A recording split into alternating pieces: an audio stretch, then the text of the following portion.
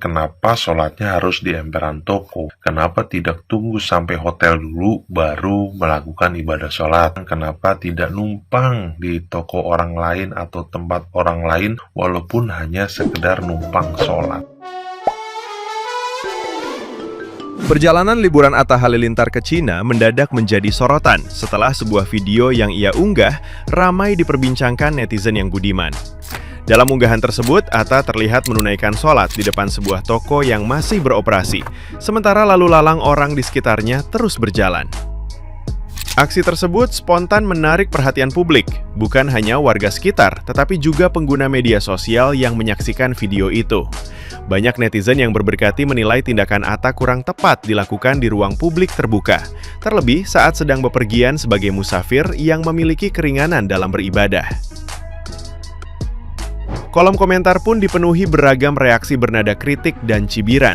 Sejumlah netizen yang budiman menilai Atta seharusnya bisa melaksanakan sholat di hotel dengan memanfaatkan keringanan waktu.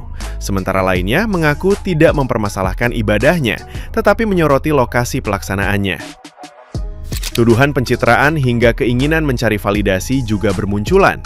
Di tengah polemik tersebut, Atta diketahui tengah menikmati liburan musim dingin bersama Aurel Hermansyah, anak-anak, serta Anang dan Ashanti, dengan salah satu tujuan perjalanan mereka adalah kota Shenzhen di Provinsi Guangdong. Nah, gimana nih menurut netizen yang terhormat? Silahkan berkomentar ya. Berita hari ini datangnya dari Atta Halilintar yang lagi liburan ke Cina, terus sholat sempet-sempetnya di pinggir jalan di depan toko, udah gitu di media sosial deh diupload. Nah, ini dia nih yang jadi masalah oleh netizen Konoha ya.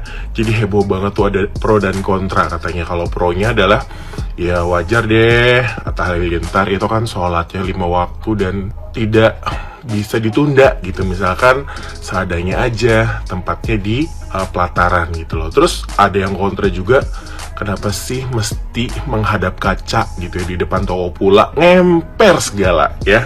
Kalau buat gue sendiri sih sebenarnya nggak masalah ya buat Atta sholat dimanapun, mau di hotel atau di masjid, bahkan di jalan sekalipun. Tapi yang jadi masalah adalah, tolong mohon maaf lahir batin Atta Halilintar, kenapa ibadah pakai cara dipasang di media sosial coba. Ini jadi masalah.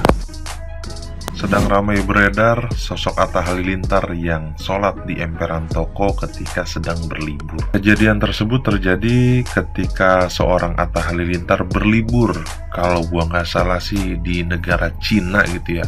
Saat menjalankan aktivitas liburannya, Atta Halilintar ingat bahwasannya saat itu telah masuk waktunya ibadah sholat. Maka saat itu juga Atta Halilintar berinisiatif untuk menghentikan kegiatan liburannya sejenak untuk menjalankan ibadah sholat, walaupun hanya di depan emperan toko. Sontak saja kegiatan tersebut menuai banyak pro dan kontra. Ada yang bilang kenapa sholatnya harus di emperan toko, kenapa tidak tunggu sampai hotel dulu baru melakukan ibadah sholat. Ada juga yang bilang kenapa tidak numpang di toko orang lain atau tempat orang lain walaupun hanya sekedar numpang sholat. Tapi tidak sedikit juga banyak yang mendukung sosok Atta Halilintar yang menjalankan ibadah sholat walaupun hanya di depan emperan toko. Mungkin kita bisa sedikit berpikir positif bahwasannya negara Cina itu tidak seperti negara Indonesia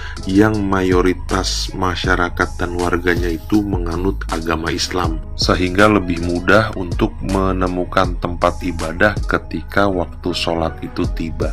Jika yang dipermasalahkan itu adalah kenapa ibadah harus direkam dan diupload, mungkin seorang Atta Halilintar itu sekedar mengingatkan bahwasannya kemanapun kita pergi, kemanapun kita beraktivitas, dan sedang apapun kita menjalani kegiatan setiap hari, ketika waktu sholat itu tiba, kita harus langsung menjalankan ibadah sholat. Kan lebih enak kalau kita berpikir positif, jadi tidak ada perdebatan. Yang jadi masalah itu ketika kita menilai ibadah seseorang tapi kita tidak menjalani ibadah itu. Mari sama-sama kita junjung nilai toleransi dalam beragama, karena kita sebagai manusia tidak berhak menghakimi ibadah seseorang diterima atau tidak. Karena yang berhak menilai ibadah seseorang itu baik atau tidak hanyalah Allah Subhanahu wa Ta'ala.